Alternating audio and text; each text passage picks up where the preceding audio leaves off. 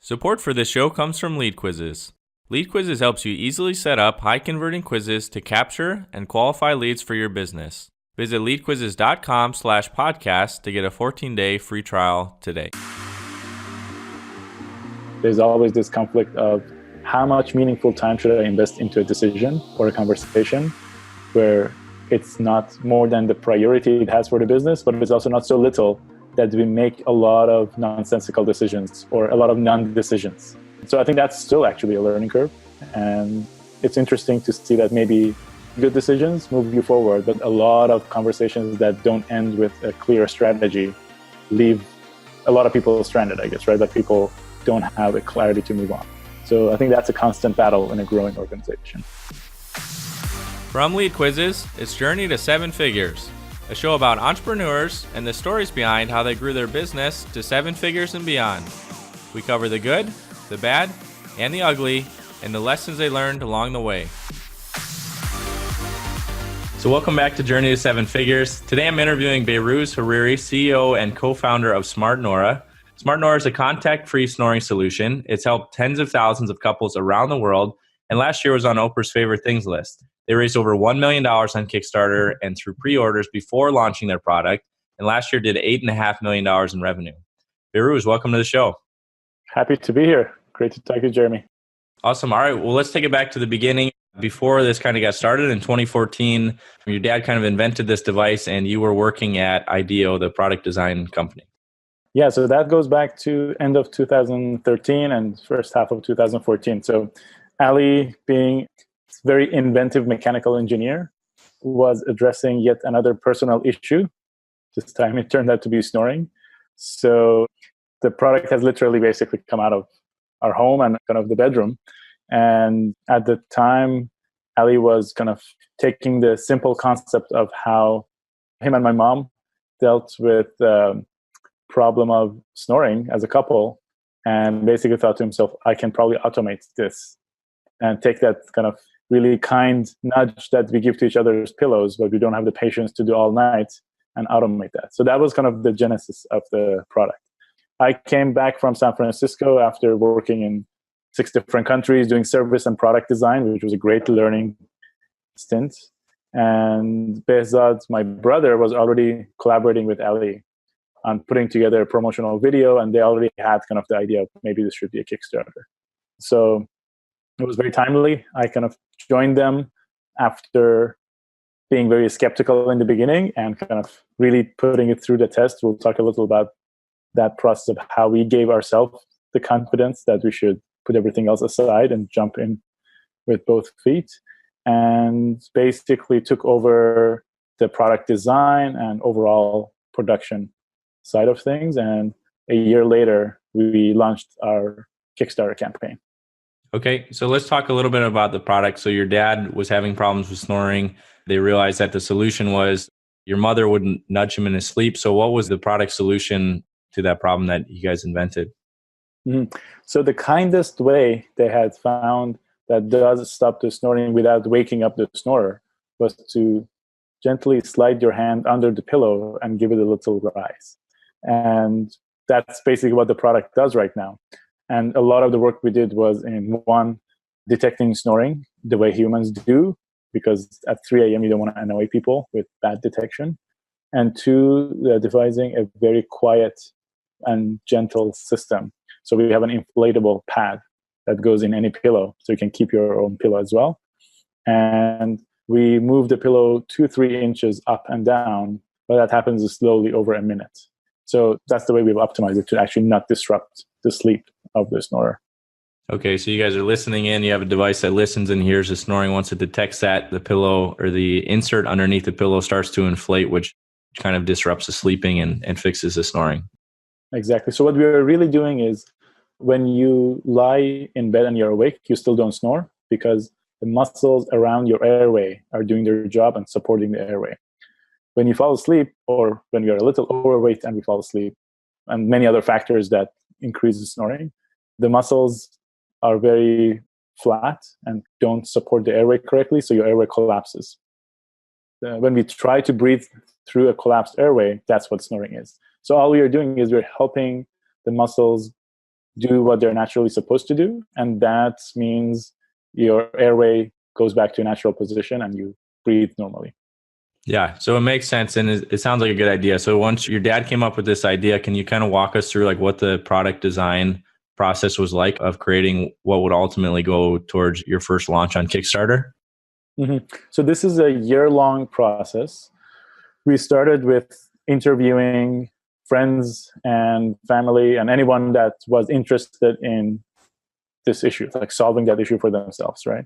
So I ran the typical product design cycle of going out there, doing really open-ended interviews with people about their sleep environment, about their bedroom, about all the emotions involved around snoring and their partner, and the little resentments that can build into bigger resentment, and all these mixed feelings, or the guilt of having kept your partner up.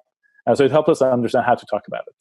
Then we basically did our own visioning of what the industrial design should be. And it was very clear to us that we are entering the bedroom. It's a very intimate environment.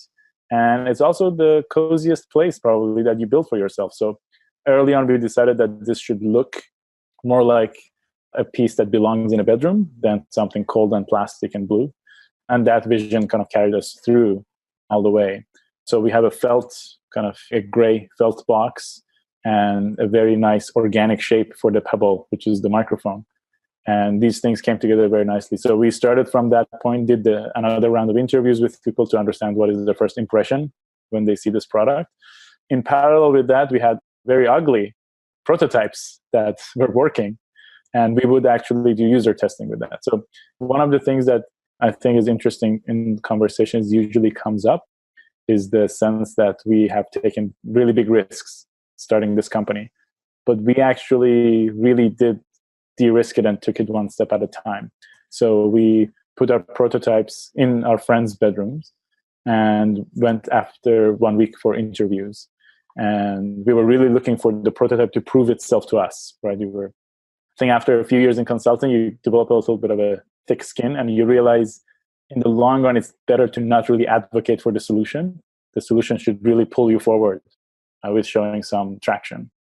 So I literally had a job offer, and basically I was looking for what is the next thing I'm going to do after IDEO, right? And I did tell them that, hey, I'm working on a Kickstarter. If it tanks, I'm going to take the offer. If Kickstarter succeeds, I'm going to go do that. So we were really kind of looking at our options, looking at real feedback from people, and letting that pull us into the next step. Okay.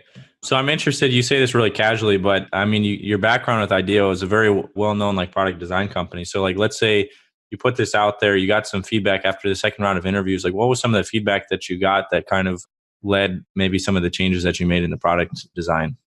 So I would say one unfair advantage that we had and we still have is that we are users of the product itself. It really accelerates that feedback process when your CTO is using your product every single night. Mm-hmm. So right now we're doing beta testing on our next version of the product, our new algorithms, and we basically have a 24-hour feedback cycle. And if you want to, for example, with a colleague, sleep side by side in a bed and pretend to be partners, and one of you should snore and the other should judge, a lot of that judgment came in the first round of the product. Are we detecting snore early enough? Are we doing it the right way?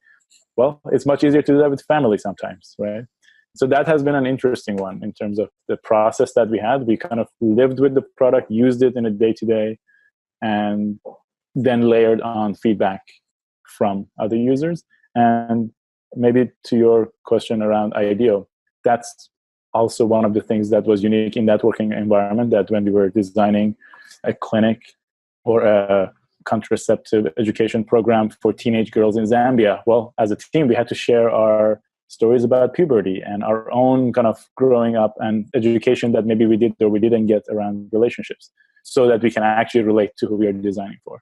So this idea of really getting intimate and being comfortable talking about the topic at hand, that's maybe a common thread there.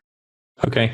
And so my notes said that you guys did 24 consumer interviews before. Is that correct? No, actually that refers to the beta tests. We did 24 couples that did the final round of beta testing. But throughout the year, we were constantly giving it to people. There are actually people who started using prototypes 3 years ago and now are using the product. So they're kind of the people who've used the product the longest. But at the last step, we were curious to see how we, for example, affecting people's sleep cycles. So we got people to go to bed with an accelerometer specifically designed to look at their sleep stages with audio recorder and our device. And we did kind of our own benchmarking to make sure overall we are improving both the partner and the snorer's sleep. And now 3 years later, actually, we did a second round of this similar study with a third party. And we are seeing really interesting results that not only we improve the sleep of the partner because snoring doesn't wake them up anymore, the sleep continuity for the snorer is also improved, and both people feel fresher in the morning. Okay, awesome. So you have to develop this product and have it to a certain point before getting on Kickstarter. I wanted to ask you one more question. You said you guys kind of took the risk out of some of this testing. So before you guys went into production and you guys were going through testing, like how much did you guys kind of invest in testing out the product and designing it? So a lot of the investment is our own time. We MacGyvered a lot of things together in our prototypes, and like we literally soldered ready-made electronic boards that are for education purposes to kind of get the function that we want out of it. But the biggest design and technical development lift was after. So we had these working prototypes for Kickstarter. We had results, and we actually had testimonials from the testers in our Kickstarter, which was very important. And then the next year, so all of 2016 was spent now taking this working prototype, translating it into a manufacturable version, right? So basically designing our electronics and PCBs, writing a firmware based on all the working principles of the product, and doing the final material selection and manufacturing process. Great. So let me try to describe the product to the audience at this stage. So once you guys, I believe you guys have like kind of like an Apple mouse that sits kind of above the bed or next to the bed and listens for the snoring. And then you guys have a pump underneath the bed in this case that connects to the inflatable pillow. So as soon as it starts hearing the snoring, the pump inflates the pillow slightly and it adjusts your breathing and then it corrects the snoring. So I have that correct? That's right. Yeah. Okay. In that scenario, also kind of to talk about the product development phase, obviously you have this function in mind, and then when you start putting in someone's bedroom, you find all the real frictions that they might feel, right? Where should the microphone be? Are people comfortable putting it where you are saying? Does it really work with the decor of their bedroom? How loud is the pump? Like we did actually a lot of work making it a silent pump, so it's as quiet as a quiet bedroom. Or how do you actually put something in someone's pillow and keep it comfortable? So these were all the little things that would come out of our personal use and the user feedback, and we would address them one at a time. Excellent. Okay, so you guys get it to this stage. You guys are getting testimonials from people. You're doing your own testing to find out that it does improve sleep. So let's talk about, like, you start doing this Kickstarter. What do you start doing to prepare for this ultimately $1 million in pre-orders of your product? So as all Kickstarter campaigns, the video is the centerpiece. So we shot our video 2 different times with 2 different actors. And then actually my brother Behrouz ended up being the actor for the final version. And we edited it maybe easily 25 times and showed it to audiences. And we were looking for that emotional response, right? Kind of standing by the screen and looking at people, seeing, are they left with curiosity at the end? Are they convinced? Did we give them a good laugh in the video? And funny enough, I think the humor in our Kickstarter video is probably worth half the money we raised, because it really made it entertaining, made it shareable.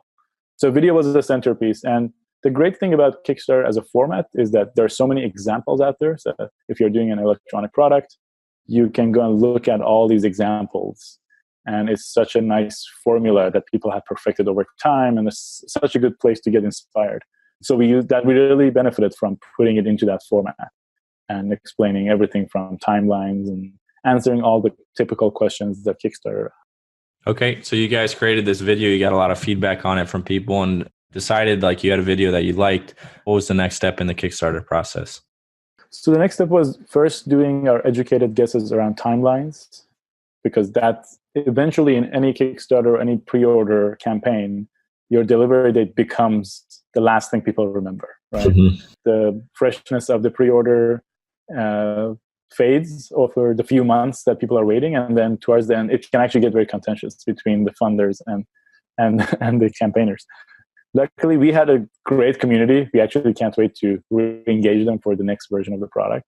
And we found that also that Kickstarter format kept us to making thorough monthly updates. So it was, as a team also, it was really great for us to look at the post every month and realize, wow, we've done so much in the past month. So I think we had very realistic updates for people and would set good expectations. So we were, based on the campaign, we were 3-4 months late based from what we had envisioned, but we managed to get the products under Christmas trees for the next year. So it was a really timely production.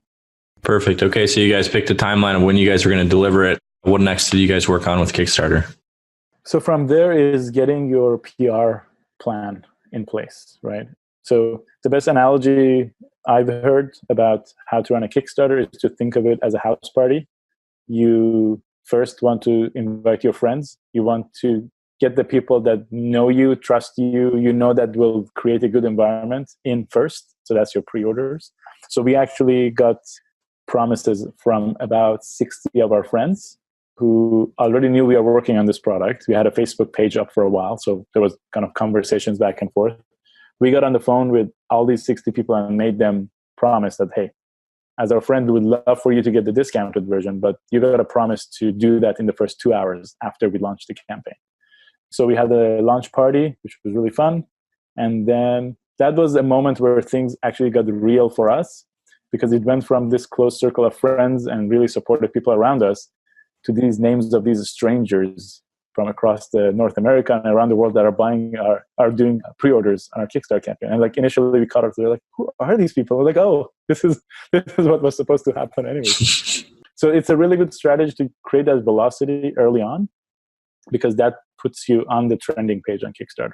And that's the big value, because Kickstarter has really curated a very interesting community, and you really want to take advantage of that. So from our crowdfunding, if I'm not mistaken, a little more than 1/3 of the pledges were from organic visits on Kickstarter, where people are going to browse for the next new thing. And that has a second great advantage, which is a lot of tech journalists or trend kind of forecasters are looking at Kickstarter's trending page, both as a hobby and both as a source for news. So we ended up on Reuters directly because we were on Kickstarter's trending page. And then Reuters went global from there. So that was the big kind of PR push for. That's really smart. Did you guys have beyond like just naturally getting picked up by PR, did you guys do outreach to get picked up by PR companies as well? Yeah, we work with a PR firm. So here's 2 things you would do on the PR side. One, you draft your press release. You select some outlets that you know are interested in a product like yours, and the term for it is embargo. So you send them the press release on the condition that they will not publish it until the day of your campaign. And basically they are ready, they have the content, and that creates also a ripple effect that one news outlet leads to other blogs and other news outlets picking it up. So that's one thing. The second thing is the typical arc of a crowdfunding campaign is campaign started and, oh, look, they crushed their goal, which you pick a goal that you can actually deliver product with, but you don't put your highest goal there because that's a milestone that you want to hit. And that gives people who don't know you or are not as risk tolerant a great point of confidence that, okay, this project is funded. So for ours was $100,000. Okay, we are funded, so this will happen. Now it's a matter of how many more people want to join this campaign. And you get a second round of press coverage when you get to your goal. Awesome. All right. Does that basically cover the Kickstarter campaign? How much did you guys end up total? I think it was in the 800,000 on Kickstarter. Yeah, it was 840,000 US. Okay. And then, so you also did, like, you made up the difference between that and $1 million on your Shopify store. So was it a different strategy, or were people just Googling your store and just buying from there? Or how did you sell those pre-orders as well? So a big part of it is that when your Kickstarter campaign is ending, there is a lot of momentum towards the end. And it's both from social media, word of mouth, and press coverage that a lot of people will arrive late. So it's great to have your e-commerce already set up. So we literally took all the content maybe the day before our campaign was ending. or so, put it on our Shopify store. And I think remember the theme was called Kickstand, which is meant for bringing over your Kickstarter content. Mm-hmm. And we basically continued accepting pre-orders there. And we actually kept doing that over that year where we were working on the manufacturing. And actually that became the reason we didn't have to raise any additional funds, because our pre-order was actually working really well. Awesome. Okay, so you just continue to get the long tail coverage that pushed it. Mm-hmm. And I think that's a newer trend that typically in hardware, people talk about this valley of death between pre-order and manufacturing, and you need to go raise a bridge round. We were getting close to that. We were, spending our money on manufacturing and the team, and we just decided, well, it can't hurt us. Let's just run some Facebook ads. And we started getting these pre-orders, and we just actually scaled that up, and that became our bridge round. And so you did that after the Kickstarter campaign. You were running the Facebook ads. Yeah, basically Kickstarter was over by January of 2016. We were very busy with production, so we were not actually doing any marketing. It was coming through press and organic. And then around August of that year, we decided to actually spend money on marketing. And did it take a while to get the Facebook ad campaign profitable, or were you driving people straight to the product, or how did that work? I think our product was and still is novel enough. It's one of a kind in its own solution category that it's not too difficult. Although being novel also means that people are more skeptical for good reasons. The product doesn't look like a category of product that you've seen before, right? So there's a little more education needed. But it wasn't the hardest thing. The biggest lesson I think we learned around our paid digital marketing is that if you're testing with really small budgets, it's not representative of the CPA or CPC that you will get with bigger budgets. So we found that a $10,000 per month is much better to do and learn from faster than a very small budget that maybe gives you some indication that your ads are working, but you will not be able to really predict your cost of customer acquisition with that. Awesome. All right. We'll get back to the show in a minute, but first a quick thanks to our sponsor, Lead Quizzes. If you want to grow your business to 7 figures and beyond, you must learn how to generate leads predictably. When I first started my business, lead generation felt like riding a roller coaster. I would have huge sales months and then months with nothing.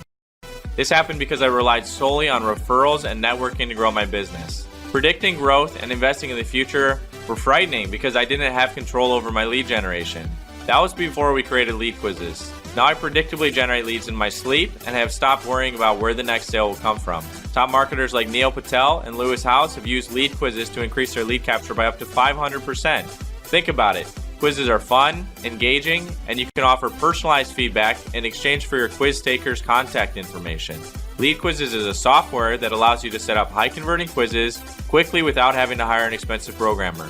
In fact, our users have generated over 3 million leads for their businesses. Take control of your lead generation today and start your 14-day free trial by going to leadquizzes.com/podcast. So you guys did an amazing job with Kickstarter and pre-orders. Let's talk about the next step, which is manufacturing and trying to deliver that. So what was the next step with you guys going and figuring out how to get this manufactured?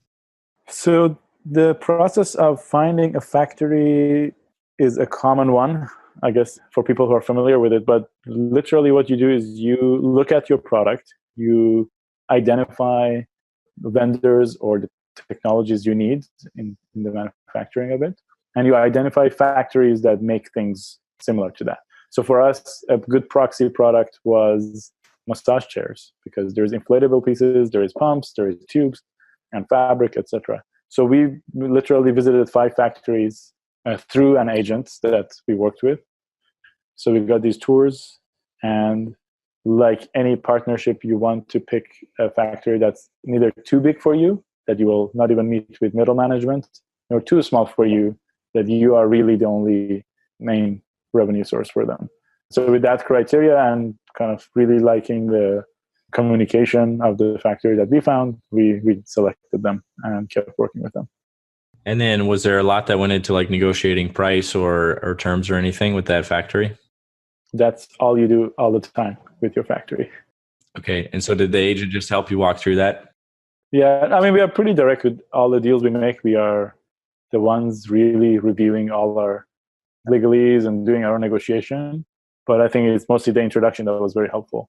And being a Canadian company, we also take advantage of the Canadian consulate and business services, for example, in Beijing, and we ask them to vet the company for us. So doing kind of the basics that we do. Another great resource we have, if listeners for this podcast are more interested in hardware, we are a member of Hardware Club, which is a community formed around a VC called Hardware Club. So there are more companies in the community than are funded, but we have amazing resource sharing between us, and we have basically a Slack channel with 30-some channels of discussion from crowdfunding to firmware to hardware, etc. And we actually help each other vet options from manufacturing to logistics, etc. Okay, perfect.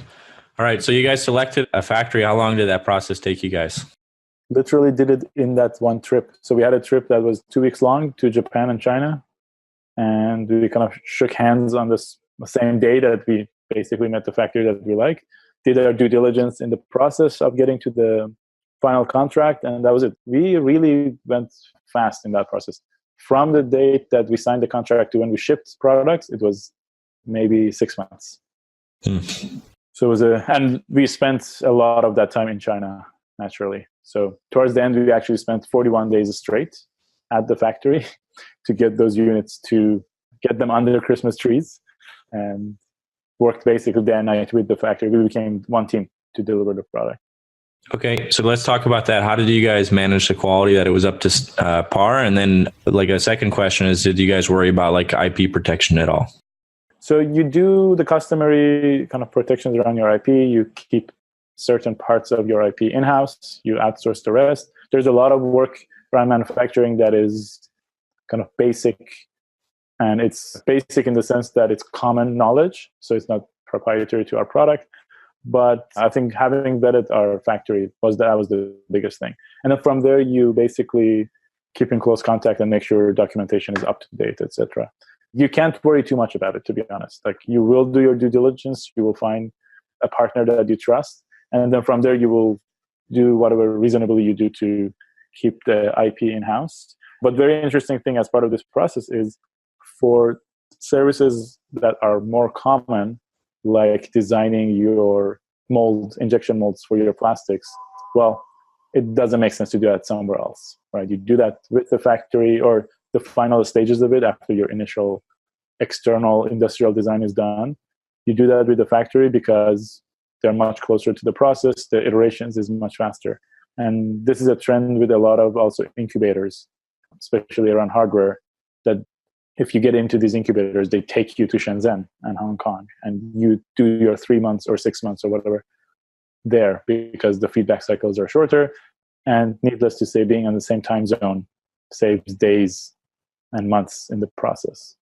So when you guys were over there for the last 41 days, what was that like? What were you guys doing?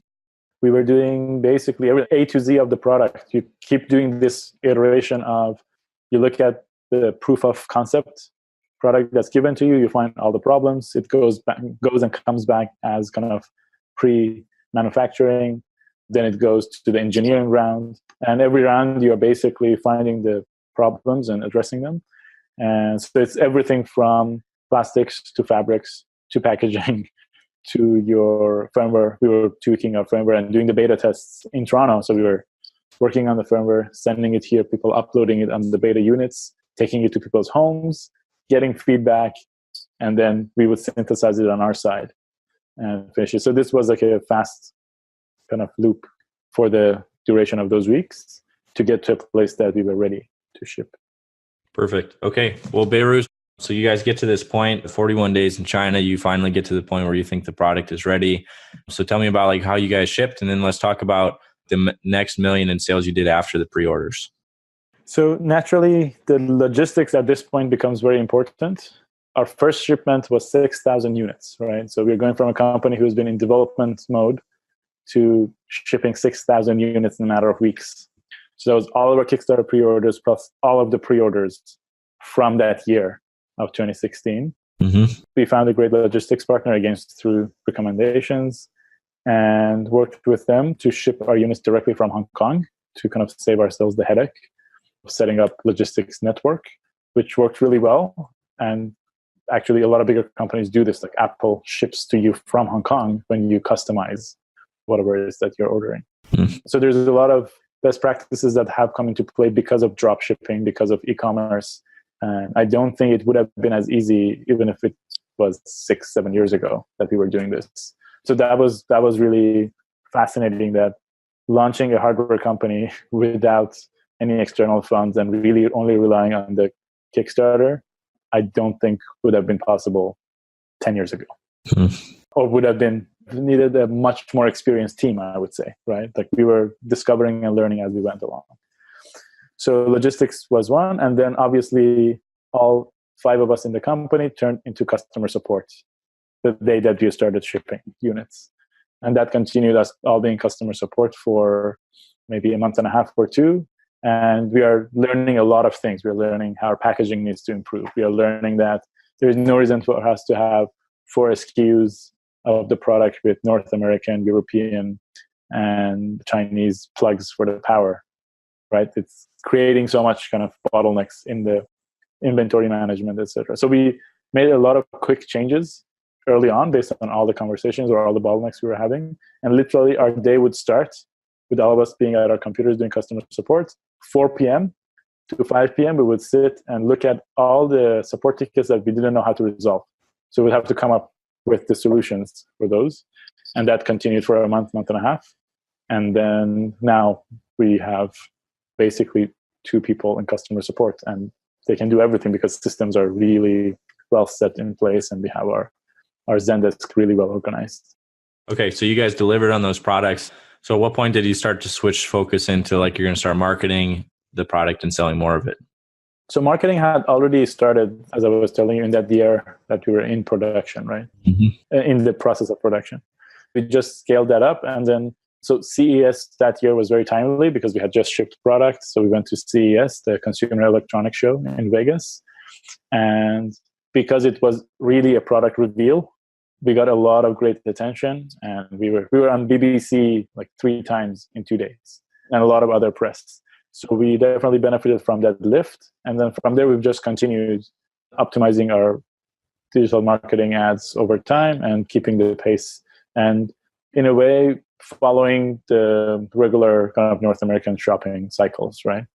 So typically busier Q4 and kind of a little quieter Q1. But we have an interesting kind of cycle for our customers that problems with snoring and breathing become a little more aggravated in winter months because you have a cold and cough, and that actually creates a little more. So it's a good solution to add to the bedroom in that time. And then also we typically spend more time indoors and we need more of our sleep in the winter months. So we have this kind of counterbalance in winter time. We actually have interesting demand.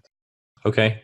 So your main marketing channels, you guys have Facebook ads, which you guys have scaled. You guys have PR. Does that continue to be a major channel for you guys?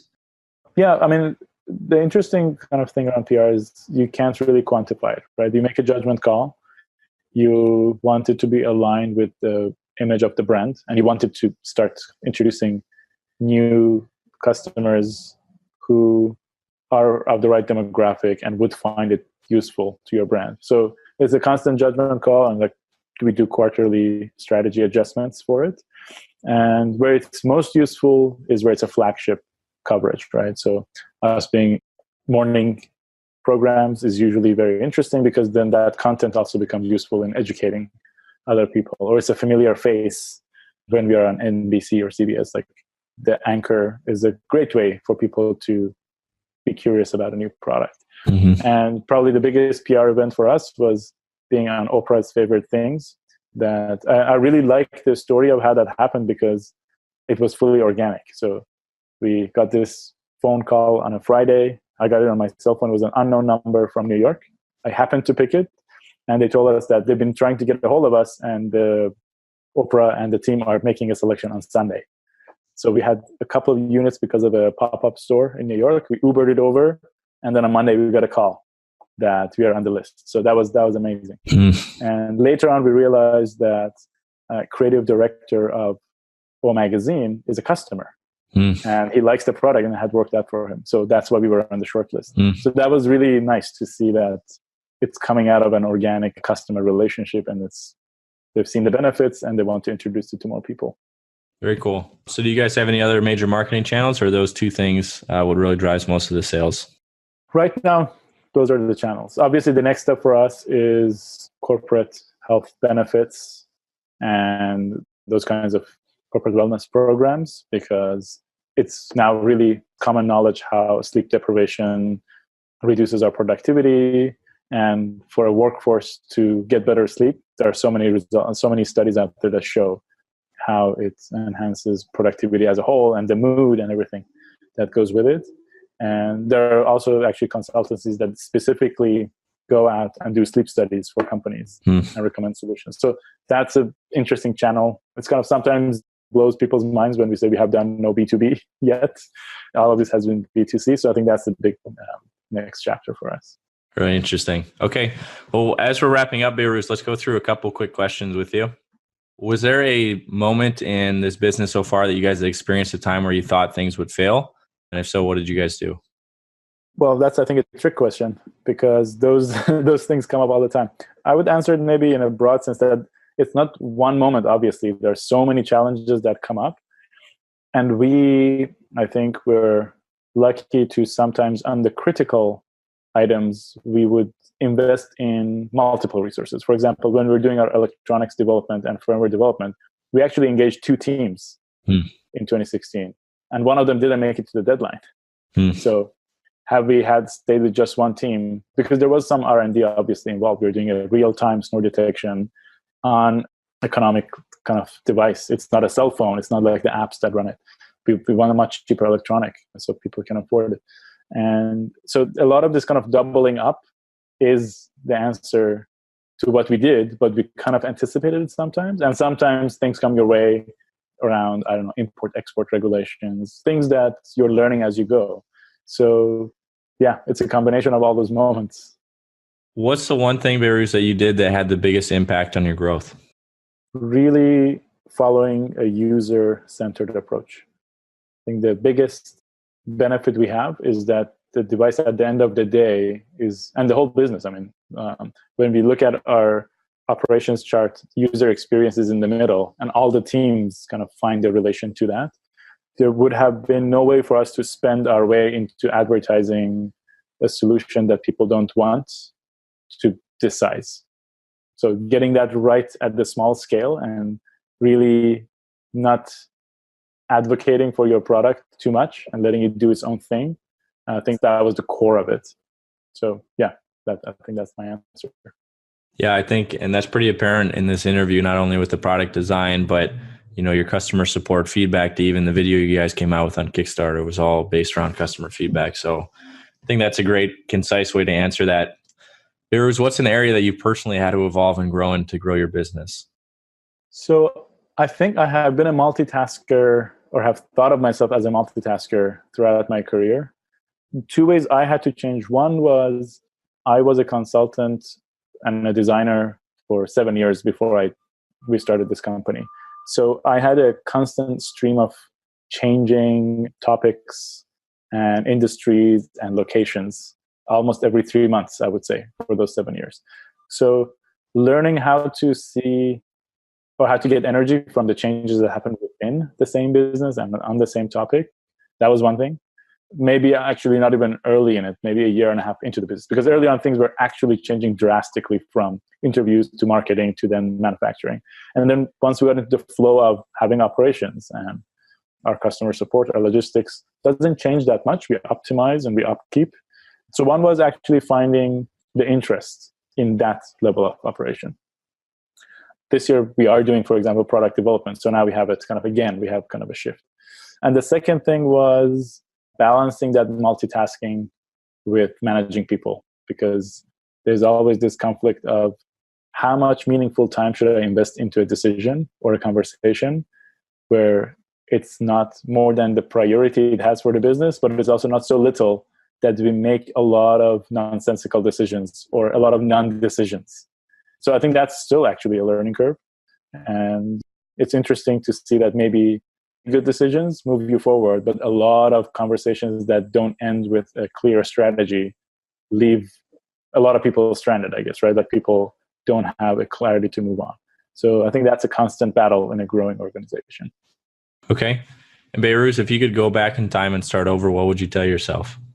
It's hard to stick to the principle of designing for the user and doing a lot of difficult things to solve a little inconvenience or a little pain point for the user.